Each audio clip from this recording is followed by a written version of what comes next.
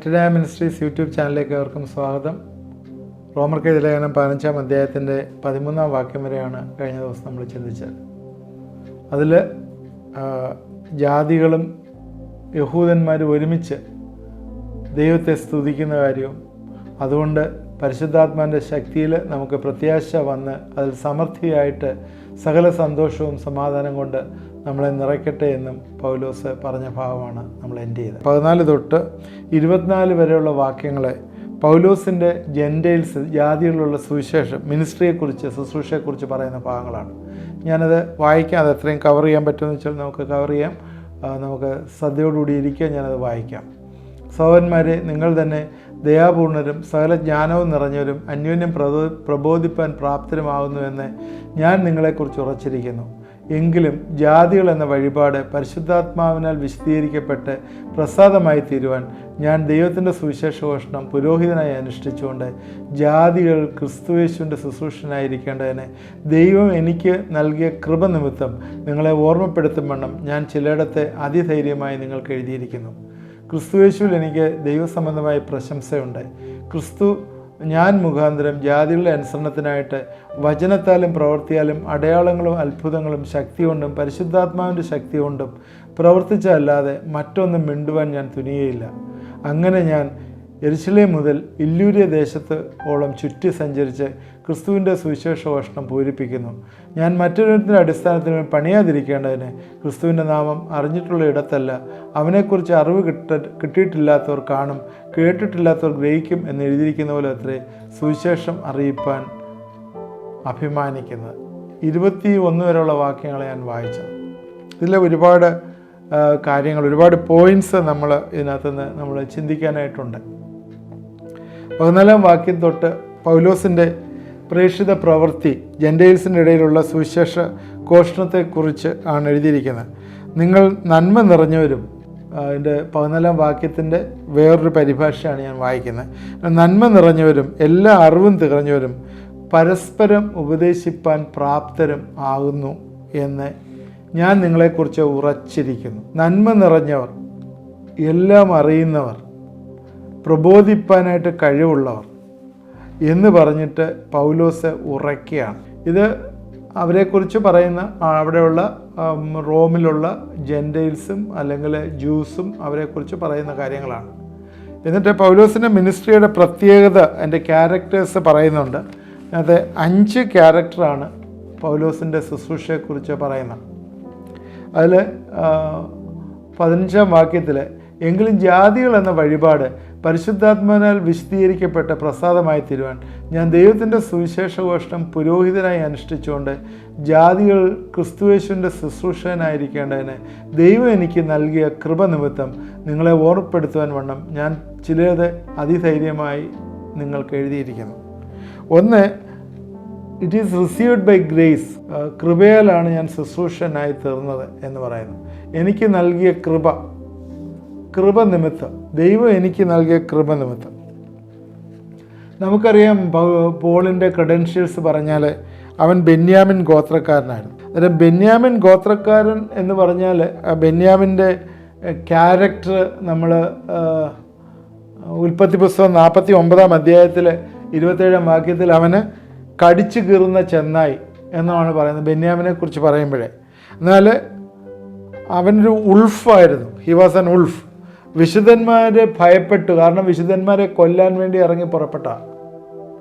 എന്നാൽ അവൻ ഇന്ന് ജാതികളോട് സുവിശേഷം അറിയിക്കുന്ന it is because of his grace, ദൈവത്തിൻ്റെ കൃപയാൽ ഇന്നാവുന്നു.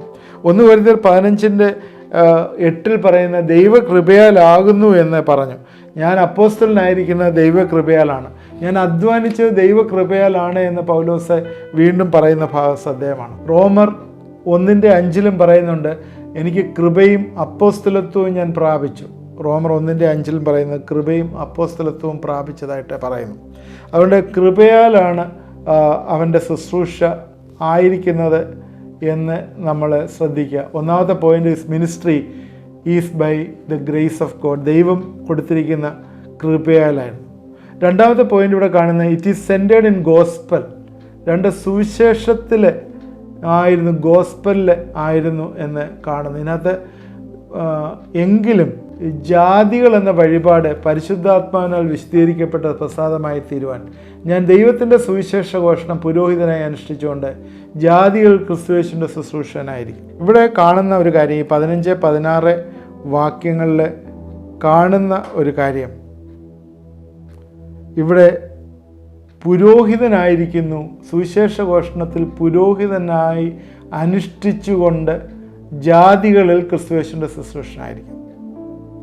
ഇവിടെ ജാതികൾ ആയിട്ടുള്ള ആളുകൾ ഒരു ബലി വസ്തുവായിട്ട് പരിശുദ്ധാത്മാവ് അവരെ ദൈവത്തിന് സ്വീകാര്യമാക്കി തീർക്കുന്ന ഒരു പുരോഹിത ശുശ്രൂഷ പൗലോസ് ചെയ്തു എന്നാണ് ഇവിടെ പറയുന്നത്. നേരത്തെ പറഞ്ഞ ദൈവത്തിൻ്റെ കൃപയാണ് അവനെ ജാതികളുടെ സുവിശേഷകനാക്കിയത്.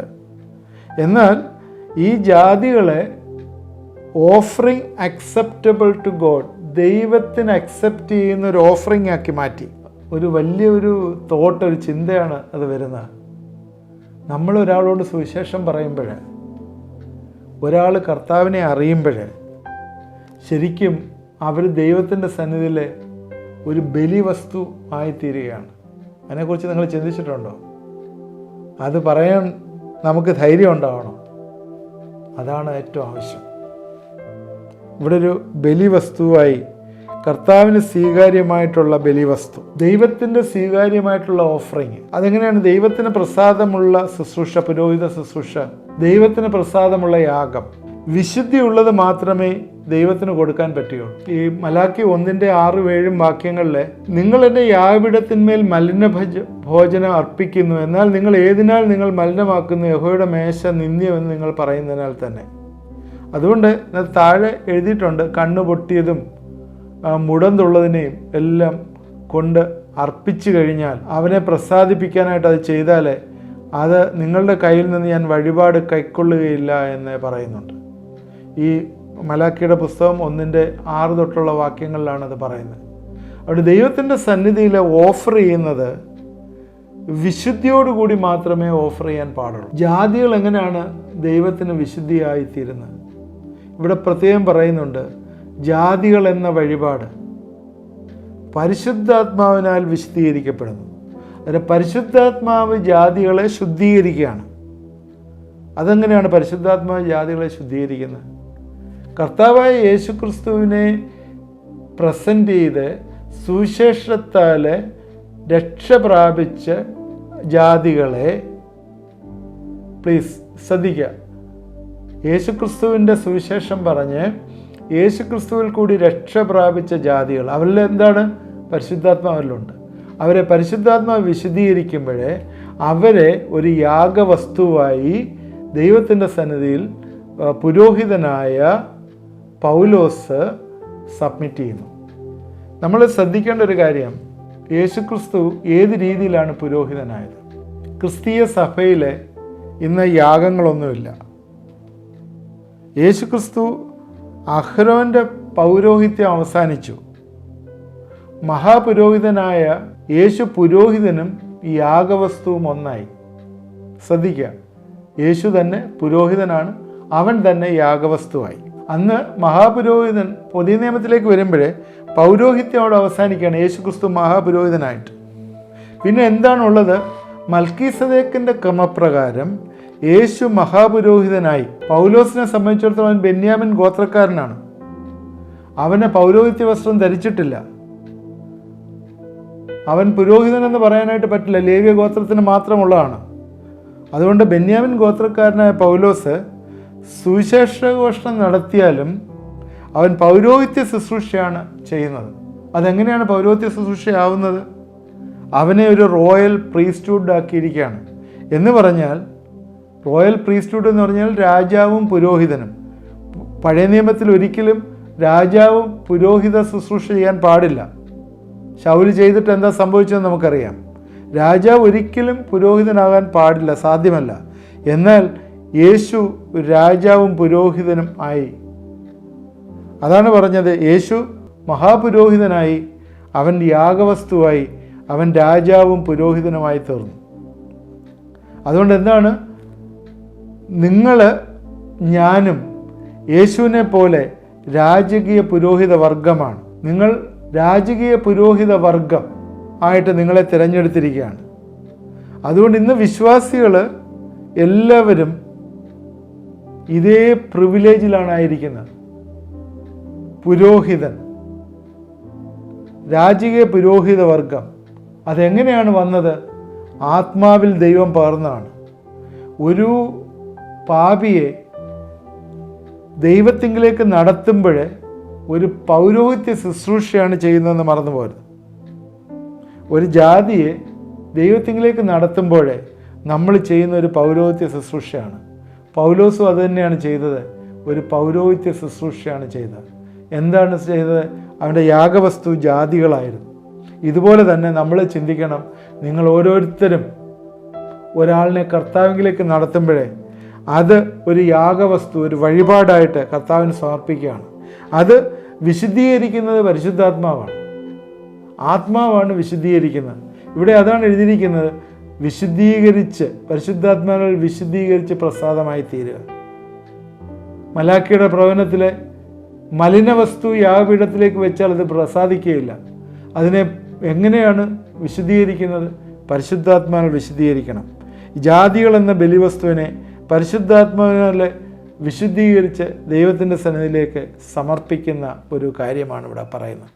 അതുകൊണ്ട് പരിശുദ്ധാത്മാവിനാൽ ശുദ്ധീകരിക്കപ്പെടുക എന്നുള്ളത് ഒരു കാര്യം മനസ്സിലാക്കുക, നമ്മളെല്ലാവരും അശുദ്ധരാണെന്ന് ചിന്തിച്ച് നമ്മൾ മാറിയിരിക്കേണ്ടതായിട്ടുള്ള ആവശ്യമില്ല. നമ്മളെല്ലാം യേശുക്രിസ്തുവിൻ്റെ പരിശുദ്ധാത്മാവിൽ നമ്മളെ ശുദ്ധീകരിച്ചിരിക്കുകയാണ്.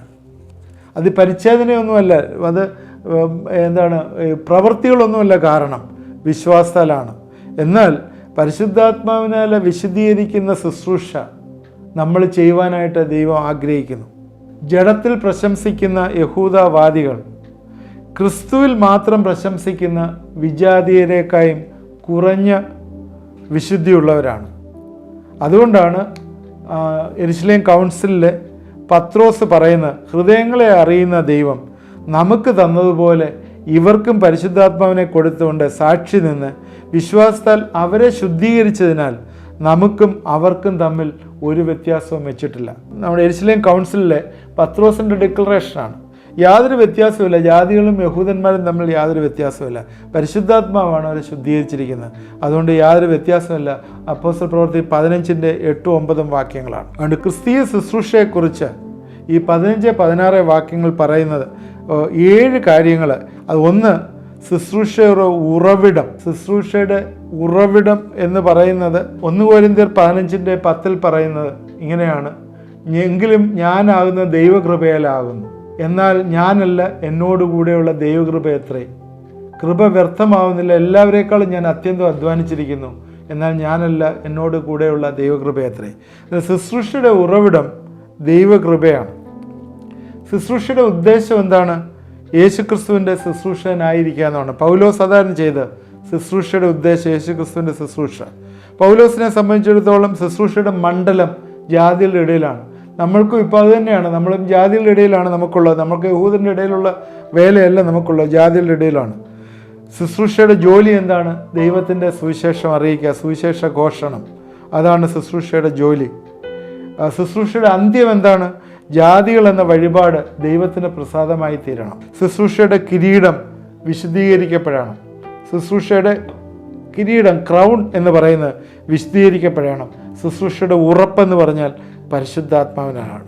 അപ്പോൾ ശുശ്രൂഷയുടെ ഉറവിടം, ഉദ്ദേശം, മണ്ഡലം, ജോലി, അന്ത്യം, കിരീടം, ഉറപ്പ്, ഇതെല്ലാം തന്നെ ഈ 15-16 വാക്യങ്ങളിൽ ക്ലിയറായിട്ട് പറയുന്നു. അപ്പോൾ ഈ 14 മുതൽ 24 വരെയുള്ള വാക്യങ്ങളിൽ പൗലോസിൻ്റെ മിനിസ്ട്രിയെക്കുറിച്ച് പറയുന്ന ഭാഗങ്ങളായിരുന്നു നമ്മൾ ചിന്തിച്ച. ഒന്ന്, it is received by grace. 16 വാക്യത്തിൽ അത് കൃപയാൽ ലഭിച്ചു എന്ന് പറഞ്ഞു. രണ്ടാമത് സുവിശേഷ ഘോഷണത്തിൽ, it is centred in the gospel, സുവിശേഷ ഘോഷണത്തിൽ വന്നു എന്ന് പറഞ്ഞു. ഈ 2 പോയിൻ്റാണ് ഇന്ന് നമ്മൾ പറഞ്ഞത്. അതിൽ ബന്ധപ്പെട്ട് ഈ 15-16 വാക്യങ്ങളിൽ ബന്ധപ്പെട്ട് ജാതികളൊരു ബലിവസ്തുവായത് എങ്ങനെയാണെന്നും നമ്മൾ പൗരോഹിത്യ ശുശ്രൂഷ നമ്മളെ ഭരമേൽപ്പിച്ചിരിക്കുന്നുവെന്നും ഒരു പാപിയെ നടത്തുമ്പോൾ നിങ്ങളും ഞാനും ഒരു മഹാപുരോഹിതനായിട്ട് തീരുന്നുവെന്നും അത് ദൈവത്തിലേക്ക് നടത്തുന്നവരെ വഴിപാടിനെ പരിശുദ്ധാത്മാവ് ശുദ്ധീകരിച്ച് സാങ്ക്ടിഫൈ ചെയ്ത് ദൈവത്തിൻ്റെ സന്നിധിയിലേക്ക് സമർപ്പിക്കുന്നു എന്നുമാണ് പറഞ്ഞത്. ഇത് വലിയൊരു ചിന്തയാണ്. നമ്മൾ ഇതിനെക്കുറിച്ച് ഇങ്ങനെ ചിന്തിച്ചിട്ടുണ്ടോ? എനിക്കറിയത്തില്ല. എനിക്കൊരു പുതിയ ചിന്തയാണ് ഈ 15-ാം വാക്യത്തിലേക്ക് വന്നപ്പോഴേ. ദൈവത്തെ അറിയിക്കുന്ന ഓരോ വിശ്വാസിയും അവൻ കർത്താവിനെ അറിയുമ്പോൾ അവരൊരു വഴിപാടായി തീരുകയും ദൈവസന്നിധിയിലെ പരിശുദ്ധാത്മാവിനല്ല സാങ്ക്ടിഫൈ ചെയ്ത് അവരെ ദൈവസന്നിധിയിലേക്ക് നടത്തുകയും ചെയ്യുമെന്നുള്ളത് എനിക്കൊരു പുതിയൊരു അറിവാണ്. ഞാനിത് ഡീറ്റെയിൽ ആയിട്ട് പഠിച്ചു. നമ്മൾ വായിച്ചു വിട്ടു പോയിട്ടുണ്ടെങ്കിലും അതൊരു പുതിയ അറിവാണ്. ഇന്ന് സുവിശേഷ ഘോഷണത്തിൽ ഏർപ്പെട്ടിരിക്കുന്ന എൻ്റെ പ്രിയപ്പെട്ടവരെ, നിങ്ങൾക്ക് ഈ ദൈവം രാജകീയ പുരോഹിത വർഗമാക്കി നിങ്ങളെ തീർത്തിരിക്കുകയാണ്. രാജകീയ പുരോഹിത വർഗവും വിശുദ്ധ വംശവും സ്വന്തം ജനവും പത്രോസിൻ്റെ ലേഖനത്തിൽ നിന്ന് പറയുന്നതാണ്. നിങ്ങളെ അങ്ങനെ തിരഞ്ഞെടുത്താക്കിയിരിക്കുകയാണ്. അതുകൊണ്ട് ആ ഒരു ഉത്തരവാദിത്വത്തിൽ നമ്മൾ ജീവിക്കുമ്പോഴേ പരിശുദ്ധാത്മാവിനാൽ ശുദ്ധീകരിക്കപ്പെട്ട് ഓരോരുത്തരെയും യാഗവസ്തുവായി ദൈവസന്നിധിയിലേക്ക് നമ്മൾ സബ്മിറ്റ് ചെയ്യുക. ഈ ദിവസങ്ങളിലെ ഈ ചിന്ത സുവിശേഷ ഘോഷണത്തിൽ നമ്മളെ മുന്നോട്ട് നയിക്കട്ടെ. നമുക്ക് പ്രാർത്ഥിക്കാം. ദൈവമായ കർത്താവെ, ഇത് കണ്ടുകൊണ്ടിരിക്കുന്ന പ്രിയപ്പെട്ടവരെ ദൈവകരങ്ങളിലേക്ക് സമർപ്പിച്ച് പ്രാർത്ഥിക്കുന്നു. പൗലോസിൻ്റെ ജീവിതവുമായി ബന്ധപ്പെട്ട് ജാതികളുടെ ഇടയിൽ ഏത് രീതിയിൽ പ്രവർത്തിക്കുന്നു എന്ന് കർത്താവെ ഞങ്ങളിന്ന് ചിന്തിച്ചല്ലോ. ബെന്യാമിൻ ഗോത്രത്തിൽ നിന്ന് വന്ന കർത്താവെ ചെന്നായുടെ ക്യാരക്ടറുള്ളവനെ ദൈവം കൃപയാലെ വിളിച്ച് ശാന്ത സ്വഭാവം കൊടുത്ത് അപ്പോസ്തലത്വം കൊടുത്ത് കൃപയാൽ അവനെ നിലനിർത്തി ഈ സുവിശേഷത്തിന് വേണ്ടി പുരോഹിത ശുശ്രൂഷ ചെയ്യുവാനായിട്ട് അവനെ അയച്ചതായിട്ട് ഞങ്ങളെ കണ്ടു. പരിശുദ്ധാത്മാവാണ് ശുദ്ധീകരിക്കുന്നത്. ഞങ്ങൾക്കൊന്നും ക്ലെയിം ചെയ്യാനായിട്ടില്ല. കൃപയാൽ ഞങ്ങൾ നിൽക്കുന്നു എന്ന് പറയുവാനായിട്ട് നീ ഞങ്ങളെ ശക്തീകരിക്കുന്ന ഓർത്ത് സ്തോത്രം. ജഡത്തിൽ പ്രശംസിപ്പാനായിട്ട് ഞങ്ങൾക്കൊന്നുമില്ലല്ലോ കർത്താവേ. എന്തെങ്കിലും പ്രശംസിപ്പിച്ചാൽ അതിനൊരു വാല്യൂ ഇല്ല എന്ന് ഞങ്ങൾ അറിയുന്നു. അതുകൊണ്ട് ശുശ്രൂഷയുടെ ഉറവിടമായിട്ടുള്ള ക്രിസ്തുവിൽ നിൻ്റെ കൃപയിൽ ആശ്രയിപ്പാനായിട്ടും ആ വലിയ ജാതികളുടെ ഇടയിലുള്ള പ്രവർത്തനം ഈ നാളുകളിൽ ഏറ്റവും കൂടുതൽ അവരെ ഒരു വഴിപാട് യാഗവുമായി നിൻ്റെ സന്നിധിയിൽ സമർപ്പിച്ചുകൊണ്ട് പരിശുദ്ധാത്മാവിനാൽ വിശദീകരിക്കപ്പെടുവാനായി ഞങ്ങളെ തന്നെ പൂർണ്ണമായിട്ട് വിധേയപ്പെടുത്തി തരും. ദൈവമേ, ദൈവത്തിൻ്റെ സുവിശേഷത്തിന് വേണ്ടി കൂടുതൽ ഇൻവോൾവ് ചെയ്യുവാനായിട്ട് നീ ഞങ്ങളെ ശക്തിയുള്ളവരാക്കി തീർക്കുകയും സഹായിക്കുകയും ചെയ്യണമെന്ന് പ്രാർത്ഥിക്കും. ഇത് കണ്ടുകൊണ്ടിരിക്കുന്ന ചില പ്രിയപ്പെട്ട ദൈവദാസന്മാർ, സുവിശേഷ ഘോഷണത്തിൽ ഏർപ്പെട്ടിരിക്കുന്നവരെ, അവരെ ജീവിതത്തിലെ ചില നിരാശകളെ വന്നിട്ടുണ്ടെങ്കിൽ ദൈവം ഇന്ന് രാത്രികാലം നിങ്ങളെ ഉണർവും ഉന്മേഷവും തന്ന് ആ വലിയ യാഗവസ്തു ദൈവത്തിലേക്ക് സബ്മിറ്റ് ചെയ്യുവാനായിട്ട് ഇന്ന് നിങ്ങളെ ഇറക്കി നടത്തുമാറാകട്ടെ എന്ന് പ്രാർത്ഥിക്കുന്നു. അനേകം സ്ഥലങ്ങളിൽ അടഞ്ഞിരിക്കുന്ന വാതിലുകൾ ഇന്ന് തുറക്കട്ടെ. സുവിശേഷത്തിന് വേണ്ടി അടഞ്ഞിരിക്കുന്ന വാതിലുകൾ തുറക്കട്ടെ.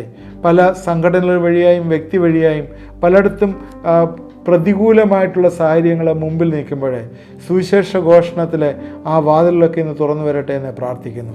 പുതിയ പുതിയ യാഗവസ്തുക്കളെ പരിശുദ്ധാത്മാവ് വിശദീകരിച്ച് ദൈവത്തിന് ഇന്ന് പ്രസൻറ്റ് ചെയ്യട്ടെ എന്ന് പ്രാർത്ഥിക്കുന്നു.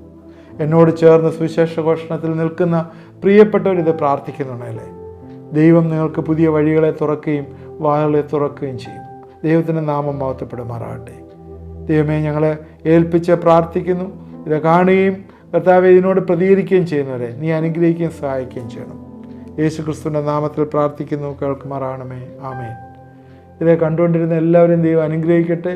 ഇത് വാച്ച് ചെയ്യണം. ദൈവം വലിയ വലിയ മർമ്മങ്ങൾ ഈ ദിവസങ്ങൾ പ്രസ്താവിക്കുകയാണ്. ഈ മർമ്മങ്ങളിൽ ദൈവം നമ്മളെ വലുതായിട്ട് ഓരോ ലെവലിലേക്ക് നമ്മളെ ഉയർത്തും. ഇത് നിങ്ങൾ നോട്ട്സ് എഴുതുന്നൊരു നോട്ട്സ് എഴുതി വെക്കണം. ഈ റെഫറൻസൊക്കെ ഞാനിപ്പം ദൈവത്തിൻ്റെ വചനത്തിൽ നിന്നുള്ള റെഫറൻസ് പലതും പറയുന്നേ ഉള്ളൂ, വായിക്കുന്നില്ല. അത് TV സ്ക്രീനിൽ പലതും എഴുതി കാണിക്കുന്നുണ്ട്.